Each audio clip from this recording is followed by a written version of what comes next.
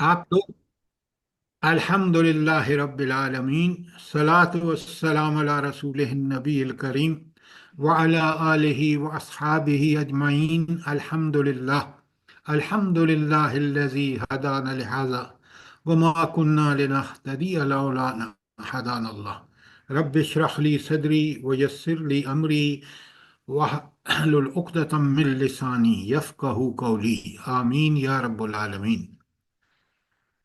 ईमान जो हमने ख़त्म किया है उसके लुग़वी माने दो हैं। एक है अमन देना। उसके लिए कुरान की सूरह अल हशर में अल्लाह ताला का नाम आया मुमिनुन, ईमान देने वाली हस्ती अल्लाह ताला है।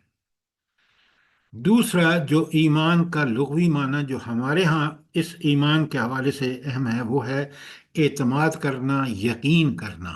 इसको कहते हैं आमना बिही।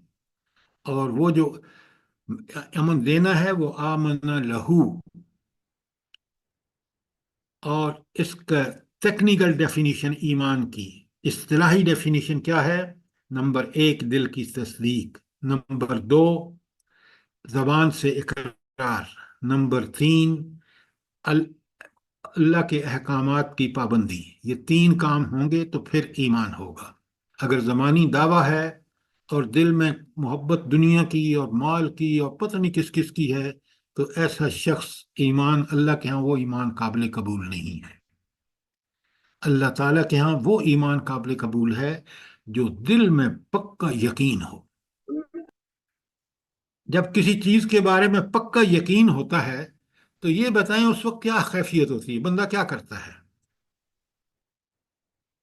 आज हमारा ईमान पक्का नहीं है, शऊरी नहीं है। मैंने दो आयतें आपको बताई हैं। हमें अपने ईमान को टेस्ट करना होगा, सूरह हुजरात की आयत 15 के हवाले से और सूरह अनफाल की आयत 2 और 3 के हवाले से। आयतें। कोई सवाल हो तो पूछिए ताकि मैं आपके सवाल का जवाब दूं। जल्दी करें वरना फिर मैं आज तौहीद और शिरक शुरू करना है। कोई सवाल नहीं है, ढेर लगा देता।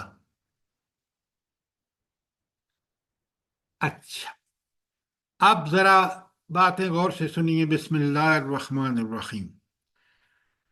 ईमानियात है अल्लाह पर ईमान, रसूलों पर ईमान, किताबों पर ईमान, मलाइका पर ईमान, और और क्या चीज़ है? आखिरत पर ईमान। जल्दी बता। आखिरत पर ईमान। आखिरत पर ईमान और तकदीर पर ईमान। तकदीर पर ईमान। ये छह चीजें जो हैं, ईमान का मतलब है यकीन।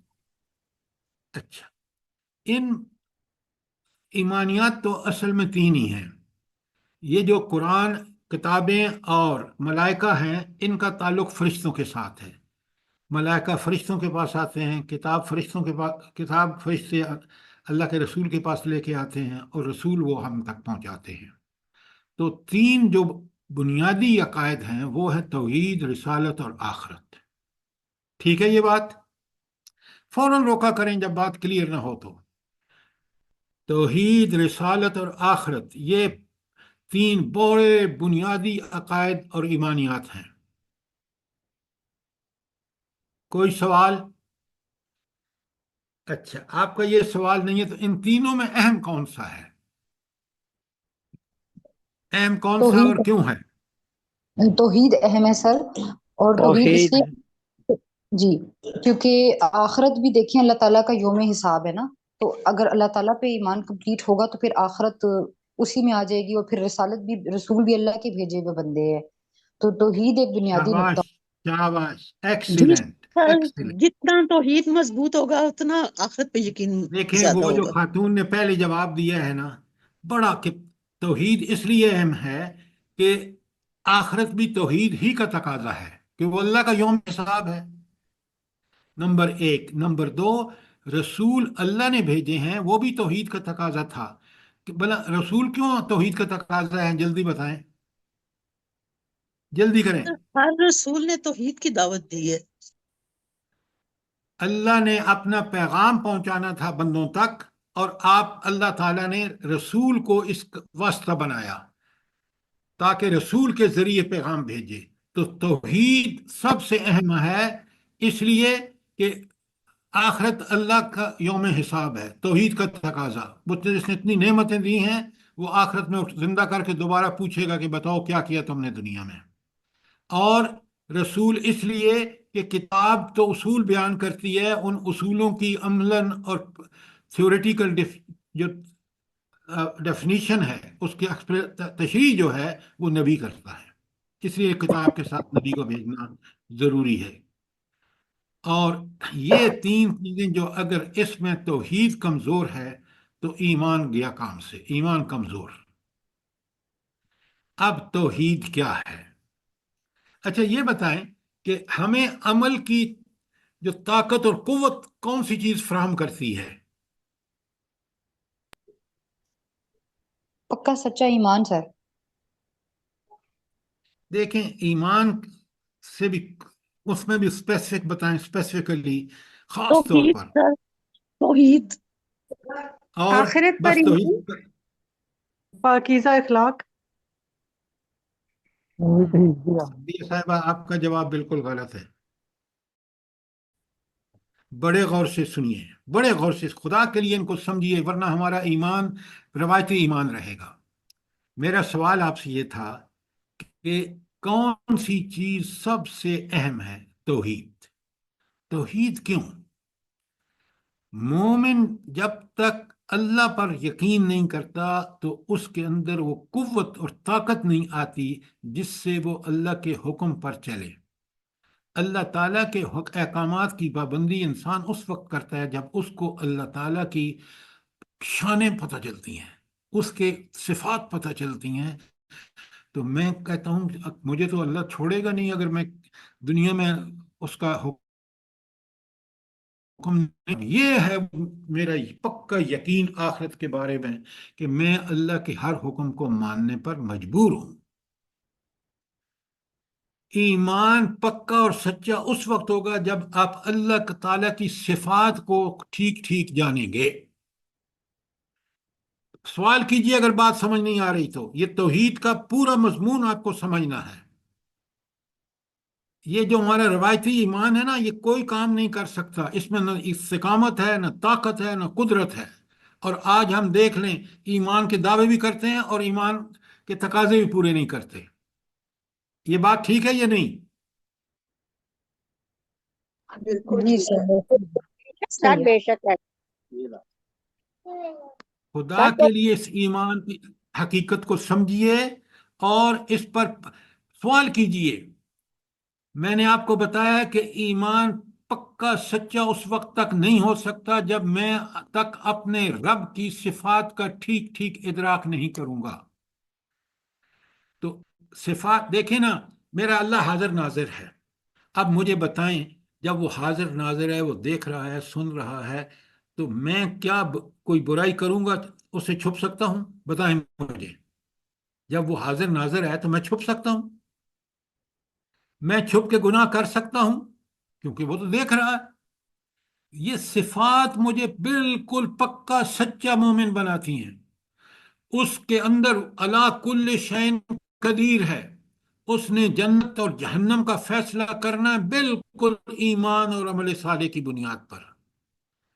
کوئی وہاں اس کو، وہ سبحان اللہ، وہ ایسی ذات ہستی ہے کہ اس میں کوئی عیب، کوئی نقص، کوئی خرابی نہیں ہے. لہٰذا اللہ پر میرا ایمان جتنا پکا ہوگا، اللہ پر ایمان پکا ہوگا اللہ تعالیٰ کی صفات سے.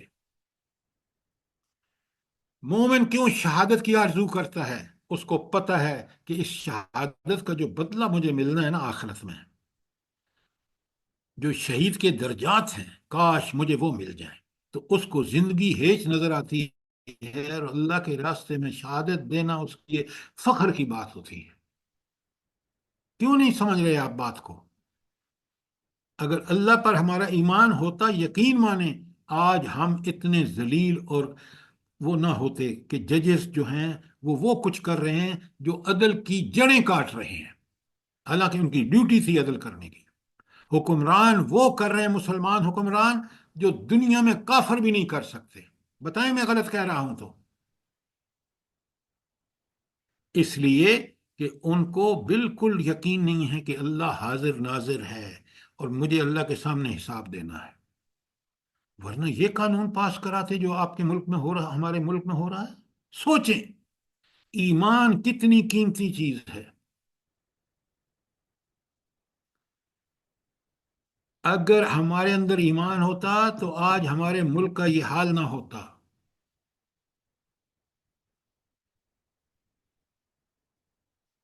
تو اصل چیز جو ہے وہ توحید ہے۔ اگر آپ اس چارٹ کو دیکھیں نا، پہلے چارٹ پہلے پیج پہ دیکھیں، توحید تین قسم کی توحید ہے سمجھنے کے لیے۔ ویسے توحید ایک ہی ہے، سمجھنے کے لیے کیا ہے؟ توحید فی الذات، کہ اللہ کی ذات میں کوئی شریک نہیں۔ توحید فی الصفات، اللہ کی صفات میں کوئی شریک نہیں، جیسا علم اس کا، جیسی حکمت اس کی، جیسے اقتدار اور اختیار اس کا، جیسی طاقتیں اور قدرتیں اس کی، جیسے علم اس کا، کسی ہستی کا ایسا علم نہیں ہو سکتا۔ ایسی صفات جیسی اللہ کی ہیں کسی اور کی نہیں ہو سکتے، ایون انبیاء کی بھی نہیں ہو سکتی۔ وہ مخلوق ہیں، ان کی صفت بہت اعلیٰ صفات ہیں، لیکن اللہ والی صفات ہرگز نہیں۔ بات سمجھ آئیے کہ نہیں آئی؟ یس سر۔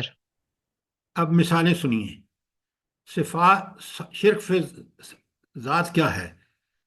عیسائی کہتے ہیں اللہ، عیسیٰ اللہ کے بیٹے ہیں، تو اللہ کی ذات بیٹا بنانا شرک ہو گیا ذات میں کہ نہیں ہو گیا؟ اور یہودی کہتے ہیں کہ حضرت عزیر اللہ کے بیٹے تھے، یہ بھی شرک فی ذات ہو گیا، بیٹا بنانا ذات میں شرک ہے۔ اور جو مشرکین مکہ تھے وہ کہتے تھے کہ یہ فرشتے اللہ کی بیٹیاں ہیں، تو یہ ہے شرک فی ذات۔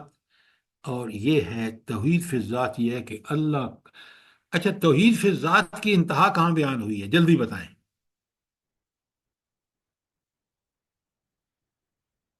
سورہ ایسی اخلاص میں۔ اور سورہ اخلاص میں سر۔ کون سی سورہ اخلاص میں کون سی آیت؟ لم یلد لم ولم یلد یولد۔ ولم یولد۔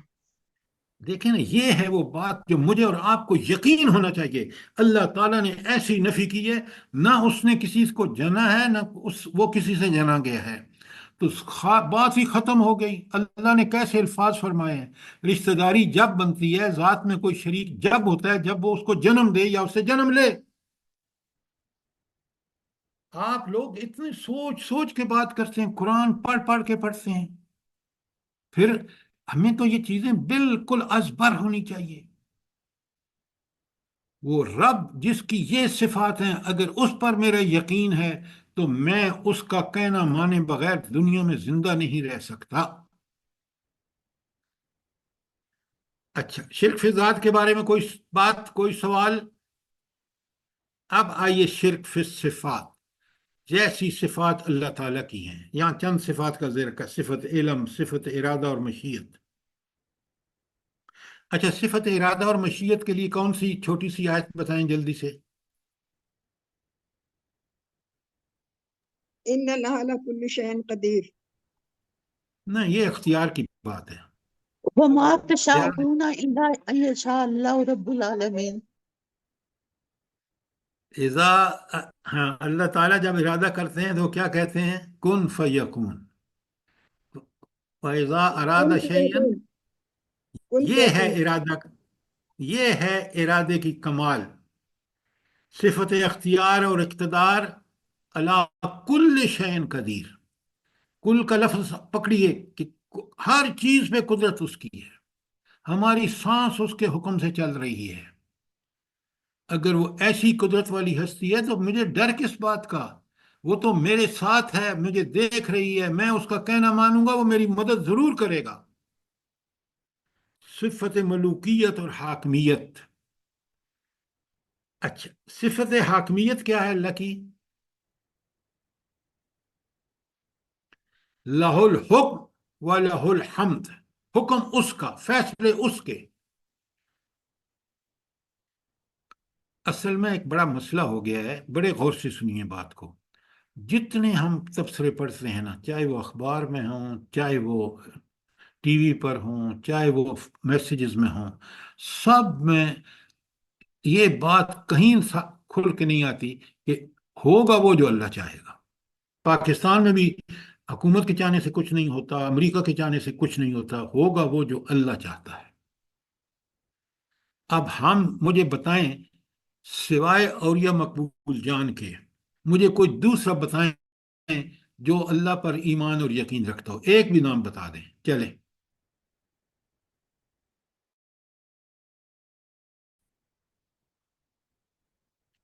اچھا، توحید ربوبیت کیا ہے؟ رب کہتے ہیں وہ ہستی جو ہمیں پالتی پوستی ہے، رب اس کو کہتے ہیں جو ہماری ضروریات پوری کرتا ہے، رب اس کو کہتے ہیں جو حاکم، خالق اور مالک ہوتا ہے، رب البیت بھی کہتے ہیں اردو میں، اور انگریزی قرآن میں بھی آیا رب ھذا البیت، اور رب کہتے ہیں اس ہستی کو جو سردار اور مالک ہو۔ کوئی سوال توحید فی صفات پر؟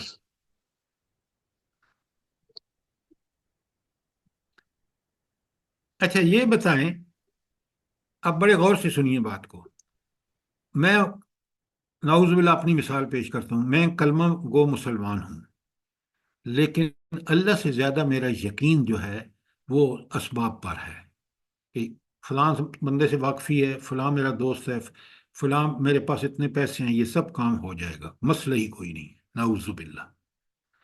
آپ بتائیں میں مشرک ہوں یا صحیح مسلمان ہوں؟ مشرک سر۔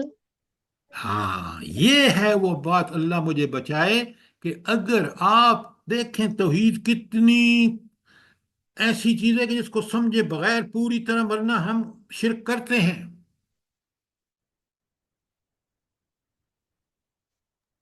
اب اگلی بات، توحید فی الحقوق، جو حق اللہ کا ہے اس میں کسی کو شریک کرنا، عبادت اور اطاعت اللہ کی ہوگی، دوسری اطاعتیں ساری اس کے تابع ہیں۔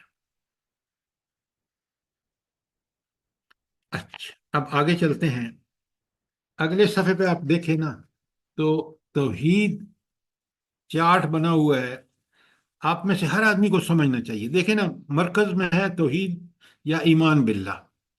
اب رسولوں پر ایمان کیوں؟ کہ وہ اللہ کے سفیر ہیں۔ آخرت پر ایمان کیوں؟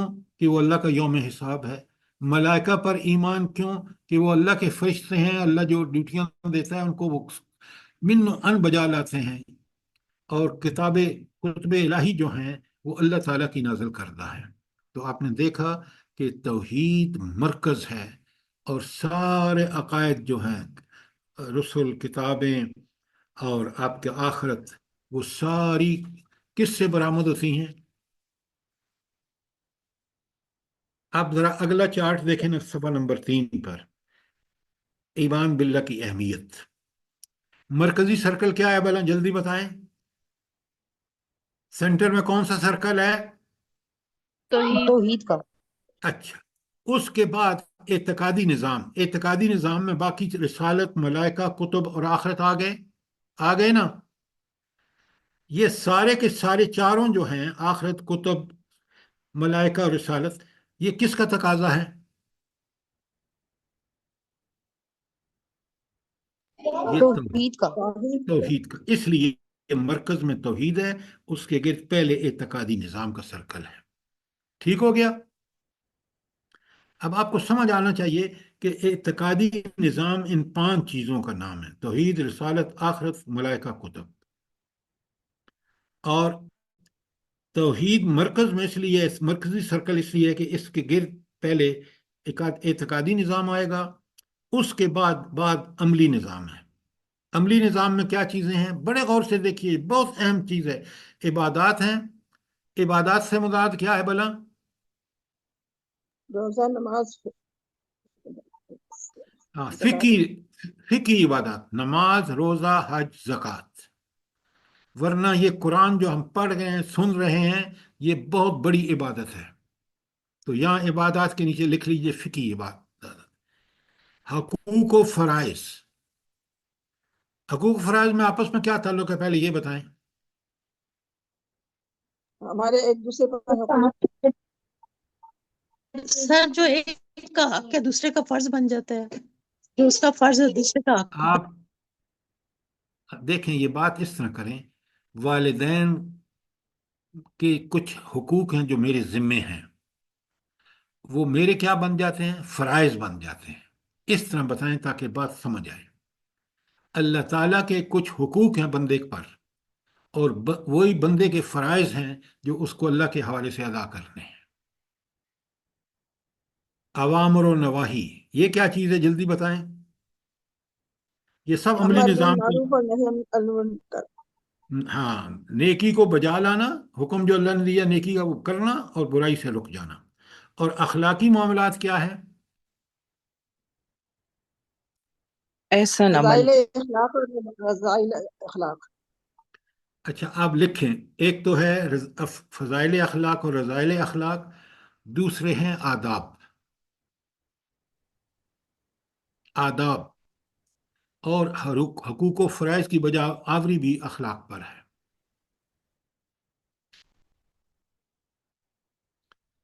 کوئی سوال؟ ورنہ میں سوال کر رہا ہوں۔ اچھا یہ ایک بات بتائیں، بڑے غور سے سنیں اور سمجھیں، قلم پین لے لیں، لکھیں، نوٹ بنائیں۔ آپ یہ مجھے بتائیں کہ یہ اخلاق کی اہمیت کیا ہے بھلا؟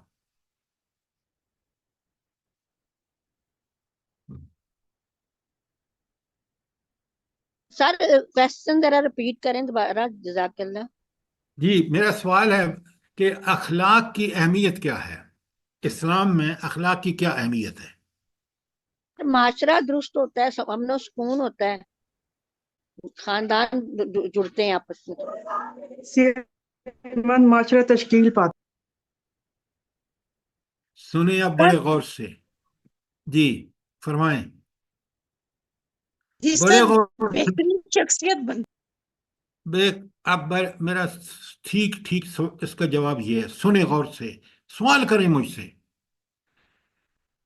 اخلاق ٹھیک ہوں گے تو معاملات ٹھیک ہوں گے، اخلاق خراب ہوں گے معاملات کبھی بھی ٹھیک نہیں ہوں گے، چاہے وہ معاشرتی معاملات ہوں، معاشی معاملات ہوں، سیاسی معاملات ہوں، حقوق اللہ ہوں، حقوق العباد ہوں۔ اخلاق خراب ہے تو ان میں سے کوئی ایک بھی ٹھیک نہیں ہوگا۔ آج مسلمان امت کے اخلاق خراب ہے، تو اخلاق خراب ہوں گے تو معاملات کوئی بھی ٹھیک نہیں ہو سکتے۔ اب بات سمجھ آئیے کہ نہیں؟ جلدی بتائیں۔ جی سر۔ اچھا اب یہ بات تو آپ کو سمجھ آ گئی کہ اخلاق اگر خراب ہیں تو معاملات ہر قسم کے خراب ہوں گے۔ اب مجھے یہ بتائیں کہ معاملات ٹھیک کیسے ہوں گے؟ ساری اخلاق ٹھیک کیسے ہوں گے؟ دیکھیں نا، یہ آپ کو سوال میں سے سوال نکالنا چاہیے، مجھ سے سوال کرنا چاہیے۔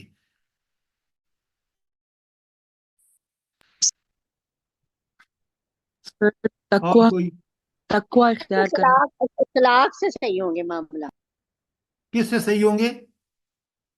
اخلاق اچھے سے۔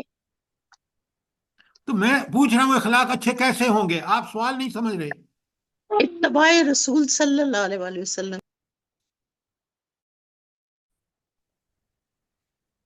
اخلاق کا تعلق ایمان سے ہے۔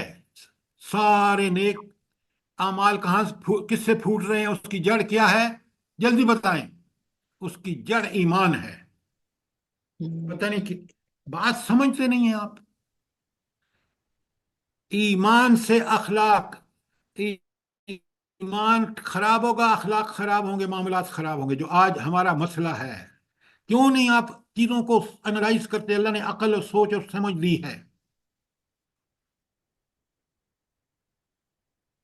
ایمان بھی مضبوط ہوگا تلاوت آیات سے، لیکن اخلاق کا سرچشمہ، ہر نیکی کا سرچشمہ ایمان ہے۔ یہ ہے ایمان کی اہمیت، جو پہلا لیکچر تھا آپ نے نہ اس ہینڈ آؤٹ کو دوبارہ آپ میں سے کسی نے نہیں پڑھا۔ اگر پڑھتے تو آج آپ بالکل، آج یہ توحید بھی آپ کو بالکل سمجھ آتی چلی جاتی۔ اتنی محنت سے ہم ہینڈ آؤٹ تیار کرتے ہیں تاکہ آپ لوگ پڑھیں، آپ کے بالکل اس چیز کے بارے میں قرآن کانسیپٹس کلیئر ہوں، تاکہ ہمارے دین میں استقامت آئے، ہمارا ایمان شعوری بن جائے۔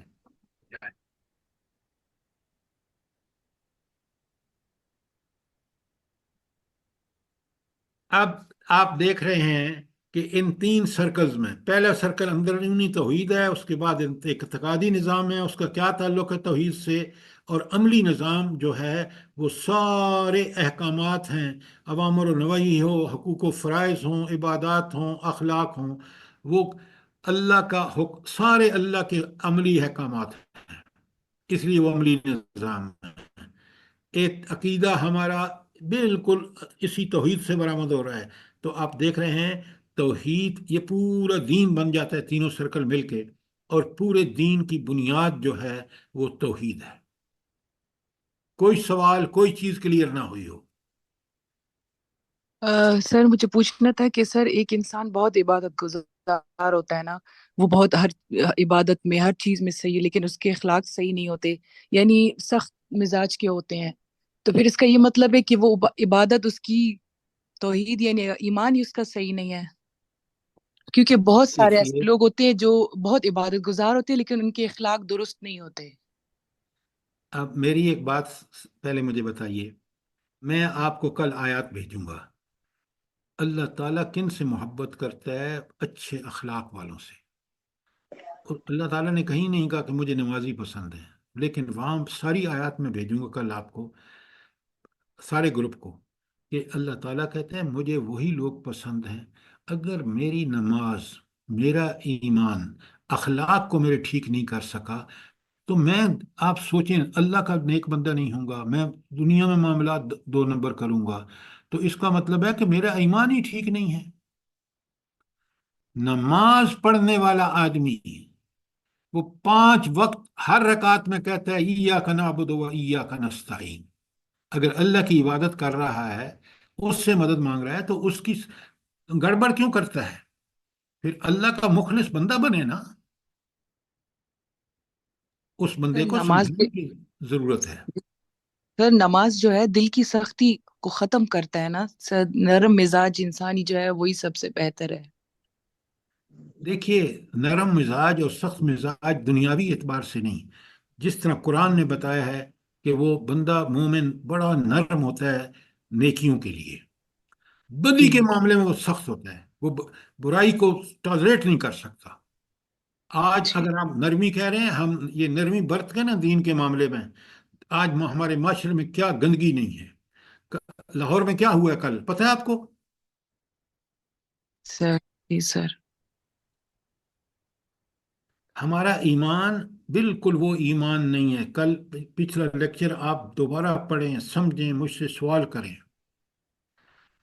اگر میرا اور آپ کا ایمان شعوری نہیں ہے تو ہم یقیناً وہ مومن نہیں ہوں گے جو اللہ کے ہم کامیاب ہوں گے۔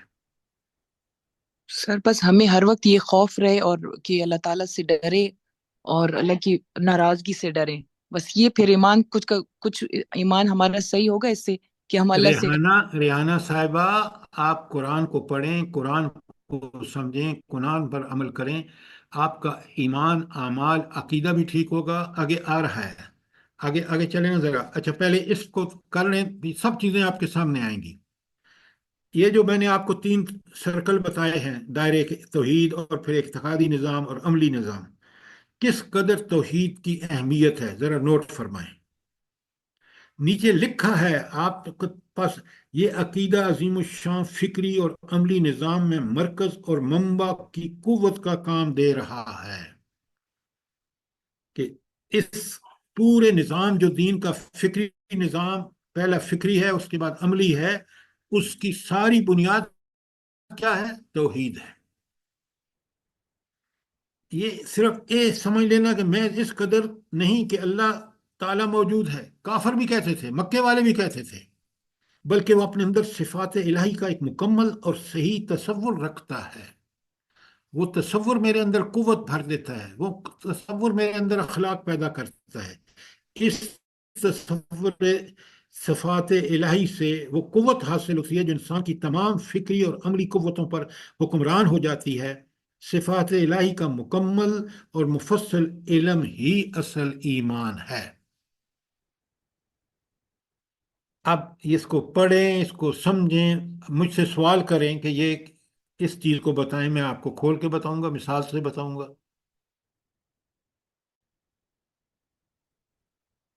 سر ابھی ابھی خبر میں ریحانہ صاحبہ یہ بات سمجھ آئی ہے؟ جی سر، سر صفات جی الہی تو سر ہمیں تو سب، سر ہر مسلمان کو یہ پتہ ہے اللہ تعالیٰ خالق مالک ہے، اللہ ساری دنیا، آسمان، سورج، سب کچھ، لیکن سر اندر سے کیسے صفات الہی ہم پیدا کریں گے؟ یعنی اللہ کی یہ ایمان ہمارا کیسے دل میں آئے گا؟ دیکھیے ایک بات سنیں، آپ کو پتہ ہے کہ ہمارے لیے نمونہ کون ہے؟ قریب ہم نہیں جا نبی کریم سکتے۔ صلی اللہ علیہ وسلم۔ میری بات سنیں پہلے آپ۔ جی سر۔ اگر آپ قرآن سے اسی طرح استفادہ کر رہے ہیں کہ وہ علم جو قرآن کا ہے وہ آپ کی فکر کو اسی طرح تبدیل کر رہا ہے جس طرح اللہ کے رسول صلی اللہ علیہ وسلم نے صحابہ اور صحابیات کی دیکھیں جی وہ کس قدر چٹان تھے برائیوں کے سامنے، جی اور کس طرح وہ نرم دل تھے اپنے درمیان، مسلمانوں کے درمیان۔ جی تو نمونہ اللہ تعالیٰ نے ہمیں بار بار قرآن میں کہا ہے، لَقَدْ كَانَ لَكُمْ فِي رَسُولِ اللَّهِ أُسْوَةٌ حَسَنَةٌ، تمہارے لیے بہترین رول ماڈل، نمونہ نبی کریم صلی اللہ علیہ وسلم ہے۔ قرآن بھرا پڑا ہے اطیع اللہ و اطیع الرسول سے۔ یہ جو میں آپ سے کہہ رہا ہوں نا، اطیع اللہ و اطیع الرسول کی قرآن میں کئی جگہ پہ آیا ہے۔ اب بات سمجھ آ گئی ہے؟ جی سر۔ ہم جو اللہ کی محبت چاہتا ہے تو وہ رسول کی اطاعت کرے۔ بالکل، تو رسول جس طرح ان کی فکر اور جس طرح ان کا عمل تھا نا، وہ نمونہ ہے۔ اب آپ اور میں نمونہ ڈھونڈتے ہیں آج کے میڈیا میں، اور یہ سارے کے سارے جو ہیں یہ سیکولر ہیں۔ میں نے بتایا ہے آپ کو، اگر آپ قرآن پڑھیں نا تو قرآن میں آگے آ رہا ہے، صاف مانتے تھے کہ جب ان سے سوال کرتے تھے نا کہ اس دنیا کا خالق کون ہے، وہ مانتے تھے کہ اللہ ہے، وہ اللہ پر ایمان کا بھی دعویٰ کرتے تھے۔ کون؟ وہ جو بت پرست تھے۔ ذرا آگے پڑھیے قرآن، جب پڑھیں گے تو چیزیں بالکل کلیئر ہو جائیں گی۔ کوئی سوال نہیں ہے تو آگے چلیے۔ ایک چیز بڑی کلیئر ہے آپ کے ہینڈ آؤٹ میں، عقائد و نظریات کی اہمیت اور اہمیت جو ہے یا حیثیت، وہ میں آپ کو بتا چکا ہوں ایمان کے حوالے سے، لیکن ایک چارٹ ہے نیچے دیکھیں، عقیدے سے ایک لائن جا رہی ہے فقہی عبادات کی طرف، اور پھر دوسری لائن واپس عقیدے میں آ رہی ہے۔ اسی طرح اخلاق میں ایک لائن اخلاق کو جا رہی ہے، پھر اخلاق سے واپس آ رہی ہے۔ معاملات میں بھی بالکل اسی طرح۔ اس کا مطلب کیا ہے؟ یہ جو چارٹ ہے کیا بتا رہا ہے؟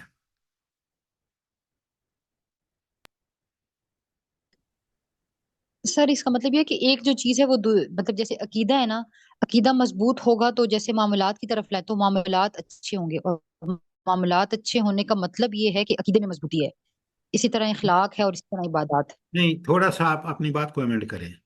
سر جب یہ سب چیزیں ایک دوسرے کے ساتھ ریلیٹ کرتی ہیں، ایک اچھی ہے تو دوسری بھی اچھی ہو جائے گی۔ ڈاکٹر صاحبہ میری بکواس سنیں، بکواس اس لیے کہتا ہوں کہ آپ بات کو سمجھتے نہیں ہیں۔ سنیں غور سے، میں بتاتا ہوں، آپ سنیں۔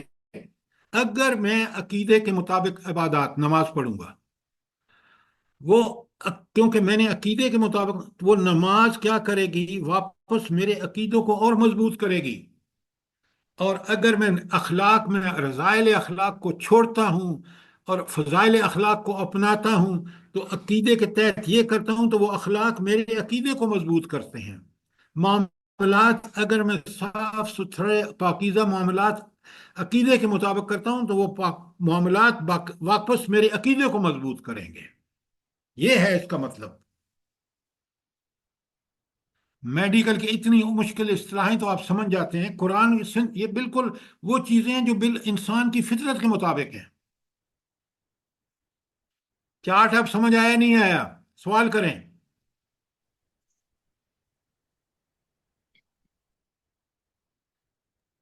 जी हनीफ साहब, सर। बात समझ आई है कि नहीं आई? जी सर, आ गई।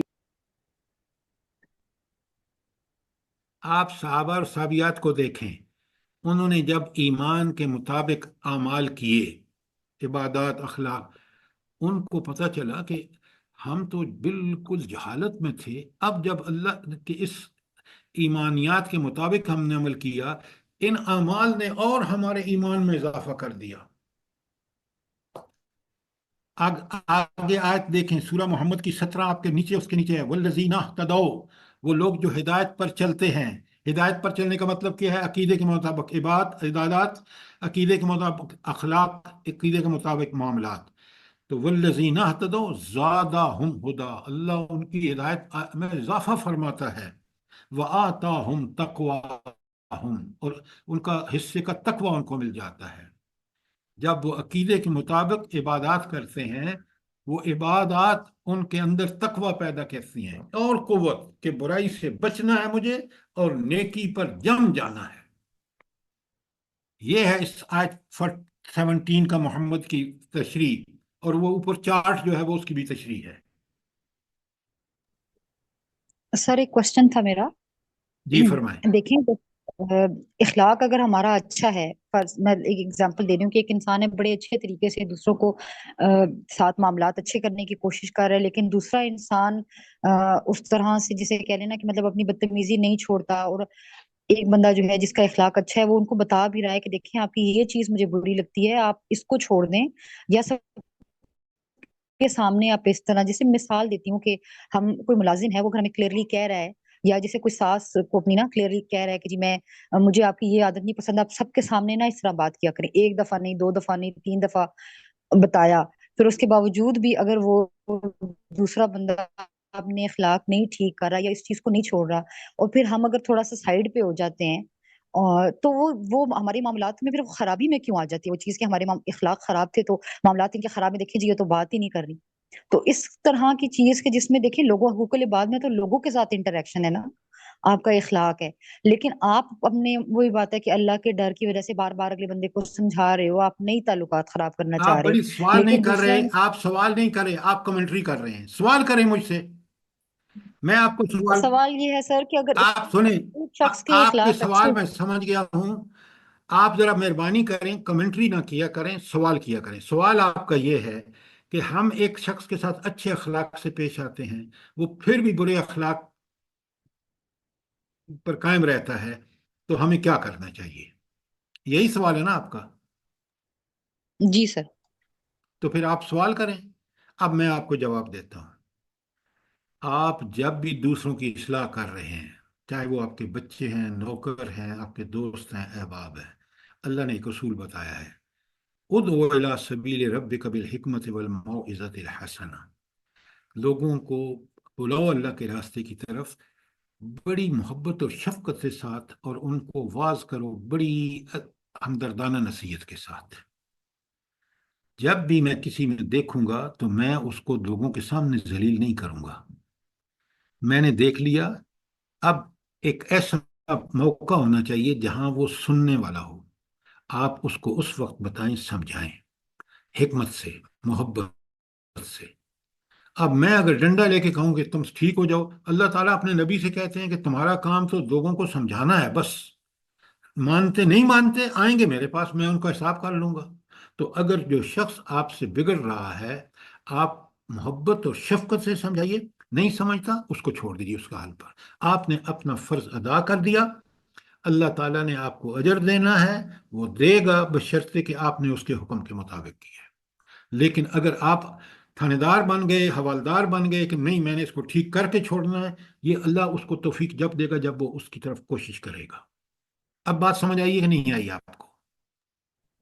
जी सर अल्हम्दुलिल्लाह, ये चीज मैं सिर्फ थोड़ा सा ना, बात लंबी हो गई थी, पूछना सिर्फ ये चाह रही थी कि एक इंसान बड़े प्यार से सिचुएशन देख के समझा रहा है, ठीक है, कि मुझे किसी इंसान में दूसरे में, देखिए हम साथ रहते हैं ना, तो किसी को कोई बात अच्छी नहीं भी लग सकती, तो अगर हम उनको सच्चा सच्चा बता दें, और वो दूसरा बंदा फिर, और हम थोड़े से साइड पे हो जाएं 10 दफा 12 दफा बताने के बाद, तो अगला बंदा फिर हमें ये कहे कि जी तुम्हारे मामलात खराब हैं और तुम्हारा इखलाक ठीक नहीं ओहो, है, आप तो उसको, इसमें फिर हम एक कितना, मिनट, एक देखें, फिर वो आप वही बात, اگر وہ ہمیں کہتا ہے نا تمہارے یہ معاملات خراب ہیں، آپ اس سے پوچھتے ہیں کہ بتائیں جی، تاکہ میں اپنی اصلاح کر لوں. لیکن اگر میں اس سے بگڑوں گا تو بتائیں، وہ تو اور ضد پہ آئے گا. میں کیوں نہیں اس کے بات کو سمجھتا کہ میں کہوں ٹھیک ہے یار، یہ تم تو بتا رہے ہو نا مجھے کہ میں خراب ہوں، مجھے بتائیں میں نے کون سی خرابی کی ہے تاکہ میں اپنی اصلاح کر لوں. اس کو اس کے حال پہ چھوڑیے. وہ کبھی آپ کی بات سنے گا جب اس کو یہ احساس ہوگا کہ آپ اس کے ہمدرد ہیں. چاہے وہ اس وقت ناراض ہو بھی گیا ہے، بعد میں وہ 10 دفعہ سوچے گا. آپ نے اپنا حق ادا کر دیا، اب اس کو سوچنے کا موقع دیجئے. نہیں سدھرتا، اللہ کے پاس پہنچے گا. لیکن میں اس کے ساتھ کوئی ایسی غلط حرکت نہ کروں کہ وہ برائی اور آگے بڑھ جائے ضد میں آ کے. میری بات کو سمجھیں آپ. جی سر، کلیئر سمجھ آ گیا مجھے، جزاک اللہ. دیکھیں نا، میں آپ کو بتاؤں، میں نے بڑی ملٹی نیشنل میں نوکریاں کی ہیں. ابھی بھی میرے پاس کتنے لوگ کام کرتے ہیں دفتری ادارے میں. میں کوشش کرتا ہوں کہ پہلے میں خود نمونہ بنوں، ان کے لیے نمونہ بھی قرآن و سنت سے. اس کے بعد جب میں نمونہ بنوں گا تو وہ اپنے آپ کو دیکھیں گے تو ٹھیک بھی کریں گے. اگر ان میں کوئی خرابی ہوتی ہے تو میں بڑے پیار محبت سے بلا کے ان کو بتا دیتا ہوں. ٹھیک ہوتا ہے تو فبہا، نہیں ہوتا تو کہتا ہوں آپ جائیں، میں دوسرا آدمی رکھتا ہوں. کیوں؟ اللہ تعالیٰ نے آپ کو اختیار دیا ہے کہ برے آدمی کو اگر وہ اصلاح نہیں کرتا تو آپ اس سے چھٹی کر دیں. کیوں آپ اپنے اوپر اتنے مصیبتیں لیتے ہیں؟ اللہ نے آپ کی زندگی کو بہت آسان طریقے سے ہدایت عطا کی ہیں، آپ اس پہ عمل کریں. اچھا، آیت نمبر 17 محمد کی میں نے والذین اہتدوا زادہم ہدا. اللہ تعالیٰ وعدہ فرما رہے ہیں کہ جو ہدایت کے راستے پر چلے گا، عقیدے کے مطابق عمل کرے گا، یہ اوپر والا چارٹ ہے، تو اللہ کہتے ہیں کہ میں اس کی ہدایت میں اضافہ کروں گا. وآتاہم تقواہم، اور اللہ تعالیٰ ان کو اس تقوی بھی عطا کرے گا کہ جس سے اور وہ برائیوں سے بچیں گے اور نیکیوں پر عمل تیزی سے کریں گے. پھر اللہ تعالیٰ سورہ مجادلہ میں 22 آیت نیچے، اولئک کتب فی قلوبہم الایمان. یہ جو لوگ ہیں نا، جو ہدایت پر راستے پہ چلتے ہیں، اللہ کی بات کو مانتے ہیں، اس پہ تو اللہ کہتے ہیں اولئک کتب فی قلوبہم الایمان، اللہ نے ان کے دل میں ایمان ثبت کر دیا. ایمان کہاں ہوتا ہے؟ تقوی کہاں ہوتا ہے بھلا؟ دل میں. اگر دل میں یقین تھک گیا ہے، پکا ہے کہ یہ بات اللہ کی سچ ہے، مجھے اللہ کی بات مانی ہے، میرا اللہ ہی میرا محافظ، میرا نگران سب کچھ ہے، تو آپ یقین مانیں، پھر ایمان آپ کے دل میں پکا ہو جائے گا.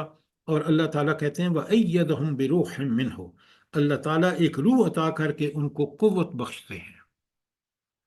تو ہدایت پر چلیں صحیح.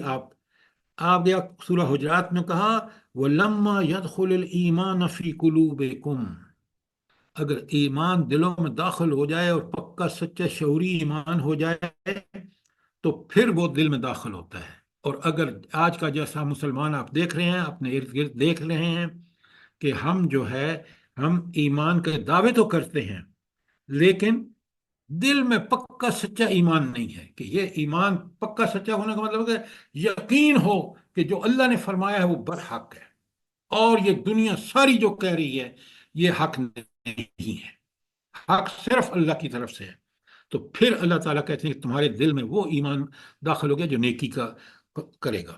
اسی لیے آیت 136 نساء کی 136 یا ایھا الذین آمنوا آمنوا باللہ ورسولہ، اے وہ لوگوں جو ایمان لائو، ایمان لاؤ.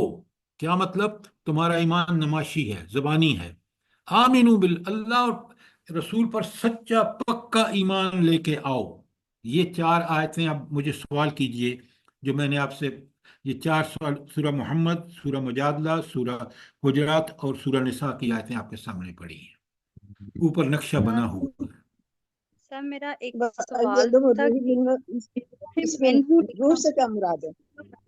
جی سر میں نے ایک سوال وَأَيَّدَ، پوچھنا تھا، روح منہو لکھا ہوا ہے نا، اس کا مطلب جی کیا ہے؟ یہ اچھا، بتا دیجیے اب گا. سنیں، اب روح کے کئی معنی ہیں. ایک روح کا معنی ہے جو روح انسانوں کے اندر ہے، ایک روح کا معنی ہے جبریل امین ہے، ایک روح کا معنی ہے ایسی طاقت اللہ تعالیٰ فرمائے گا، ایسی قوت بخشے گا اپنی طرف سے، وہ خاص تائید ہوگی جس کو اللہ روح کہہ رہا ہے اللہ کی طرف سے، کہ آپ پھر دین پر چلنے کے لیے آسانیاں پیدا ہو جائیں گی اور آپ دین پر مزید استقامت کے ساتھ چلیں گے۔ ٹھیک ہو گیا؟ جی سر، جی سر۔ اور کوئی سوال؟ مجھے بڑی خوشی ہوتی ہے جب آپ سوال کرتے ہیں۔ اچھا، اب دو چارٹ ہیں اگلے صفحے پہ، بڑے غور سے دیکھیے۔ ایک ایمان مضبوط، کب ایمان مضبوط ہوتا ہے؟ جب صاحب عزم اور پاکیزہ اخلاق ہوں۔ یہ کس کا نتیجہ ہے؟ مضبوط ایمان کا۔ اور یہ شخص جو ہے وہ صاحب سیرت و کردار ہوتا ہے، اور جس کا ایمان کمزور ہو، ضعیف، اس کے اخلاق خراب، اس کی سیرت کمزور، اس کے اخلاق اور معاملات۔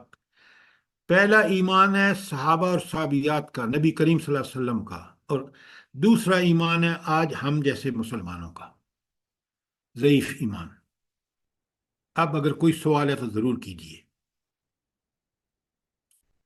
اب آپ دیکھ رہے ہیں یہ کمال ایمان کا ہے کہ جس صاحب سیرت، صاحب اخلاق، پاکیزہ اخلاق، معاملات ٹھیک، صرف اس کے ہوں گے جس کا ایمان پکا سچا ہے۔ کون سا ایمان؟ اچھا، پکا سچے کی ایمان کی کہاں پر ہے وہ چیک کہاں پر ہے؟ جلدی بتائیں۔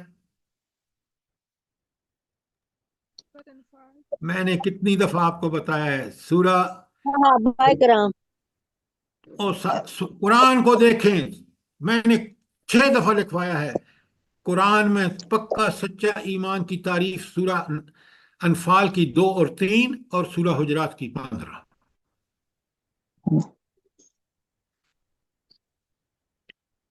قرآن سے لیجئے، صحابہ نے قرآن ہی سے لیا ہے۔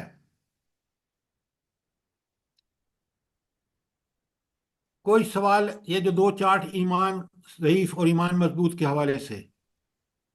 صاحب عزم سے کیا مراد ہے؟ جی؟ صاحب عزم ہو پکے ارادے والا بندہ، عزم کہتے ہیں، عزم یا حوصلہ، پکا سچا کہ میں نے اللہ کے دین پر چلنا ہے، یہ شخص صاحب عزم ہے۔ اور یہ کہ میں دنیا کو بھی ساتھ لے کے چلوں گا، اللہ کے احکامات کو بھی کروں گا، فلانا بھی کروں گا، نہیں، میں نے چلنا ہے تو صرف اللہ، یہ ہے صاحب عزم۔ اور یہ وہی صاحب عزم ہوتا ہے جس کا ایمان مضبوط ہو۔ اب بات سمجھ آئیے؟ الحمد بڑی خوشی ہوتی ہے جب ایسے سوال کرتے ہیں آپ تو۔ اب چلیے،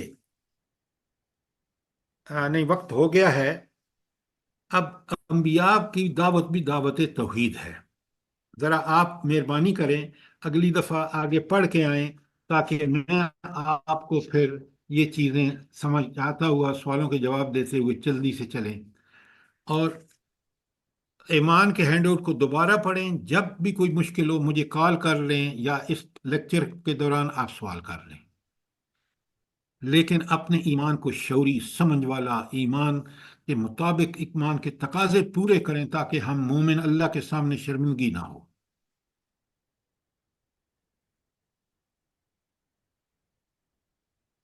انشاءاللہ سر، اللہ پاک ہم سب کو توفیق۔ اچھا، ایک بات بتائیں، پوری کرٹیکلی بتائیں، یہ جو چیزیں میں نے آپ کے سامنے توحید اور ایمان کے بارے میں پیش کی ہیں، یہ آپ کو سمجھ آ رہی ہیں؟ جی سر، جی سر، جی سر، الحمدللہ۔ الحمدللہ۔ آپ کو کچھ اندازہ ہو رہا ہے کہ ہمیں اپنے ایمان کو ذرا اس میں وہ قرآن و سنت کے مطابق بنانا چاہیے؟ بالکل سر، اگر اس طرح قرآن اور سنت پہ چل کے اپنے ایمان کو مضبوط نہیں کر تو ہم لوگوں میں کچھ بھی نہیں ہے، ہم لوگ تو خالی ہاتھ ہیں بالکل۔ سر اللہ تعالیٰ کے ساتھ تو سر ہمارا ایمان یعنی کنیکشن جڑا رہتا ہے، لیکن حقوق العباد سر آزمائش بن جاتی ہے، اس کی میں ہم گڑبڑ کر جاتے ہیں۔ لیکن سر اللہ کے ساتھ اگر ایمان مضبوط رہے تو وہ ایمان مضبوط ہوگا ہمارا، یعنی اگر اس کے ساتھ ہمارا کنیکشن رہے، اس کے ساتھ باتیں کریں، وہ کریں۔ سنیں میری بات، اللہ تعالیٰ نے بڑا کلیئرلی بتایا ہے کہ حقوق العباد جب پکے سچے کریں گے تو آپ کو اللہ تعالیٰ وہ طاقت اور قوت عطا فرمائے گا جس سے آپ حقوق عباد بھی کر لیں گے. لیکن اگر آپ کا زبانی کلامی تعلق ہے اللہ سے اور اللہ کے ساتھ اس اللہ کی صفات کو مانتے ہوئے آپ اس کے احکامات کی پابندی نہیں کرتے تو پھر اللہ اصل میں معاملہ آپ کا اللہ کے ساتھ تعلق میں گڑبڑ ہے. صحیح ہے سر. ٹھیک ہے سر، جزاک اللہ. سر یہ آپ نے ہینڈ آؤٹ ہی رکھا ہے یا یہ کتابچے کی صورت میں بھی چھپا ہے؟ جی یہ ایمان والا ہینڈ آؤٹ ہی ہے یا کتابچے کی شکل میں بھی چھپا ہے؟ نہیں، جس طرح میں نے آپ کو پہلے ایمان کا ہینڈ آؤٹ بھیجا ابھی بھی میں نے آپ کو بھیجا ہے. اگر آپ کو کسی کو نہیں ملا تو میں نے آپ کو صاف کہہ رکھا ہے کہ اسی لمحے آپ کال کریں، اپنا نمبر دے دیں واٹس ایپ، اسی وقت سر ہم مل بھیج گئے دیں ہیں. گے. ویسے میں کہہ رہی ہوں اگر کتابچے کی صورت میں بھی ہو نا تو یہ پکا لائبریری میں رہ سکتا ہے، دوسروں کو بھی دے سکتے ہیں. آپ اس کو پرنٹ کیوں نہیں کراتے مجھے بتائیں. جی پرنٹ تو ہے. تو آپ دوسروں کو میسج بھیجیں، وہ اگر ان کو بھی یہ چیز سمجھنی ضروری ہے ان کے لیے وہ بھی پرنٹ نکلوا لیں. جی سر. اور حکم. سر یہ لاہور کے معاملے میں ایک ابھی میں نے خبر سنی کہ اس کے میں ایک حکومت کی ایک ممبر، پتہ نہیں مجھے نام نہیں پتا، اس نے کہا رہی تھی کہ وہ لڑکی خود اقرار کرے تو پھر ہم کوئی ایکشن لیں گے، ورنہ یہ لڑکی یعنی اسٹوڈینٹس ایسے ہی احتجاج کر رہے ہیں اور وہ ہے یہ، بلکہ یعنی اس کا مطلب ہے کہ یہ شر پسند بندوں کو حوصلہ افزائی کر رہی ہیں کہ وہ جو تم نے کیا ٹھیک ہے. یہ کیا کہنا چاہتی لڑکی ہے تو مر حکومت؟ گئی ہے، لڑکی تو فوت ہو گئی ہے. اچھا چاہتی ہے بڑی کہ وہ حکومت آپ ذرا ہمارا اب میری بات سنیں آپ سب لوگ بڑے توجہ سے.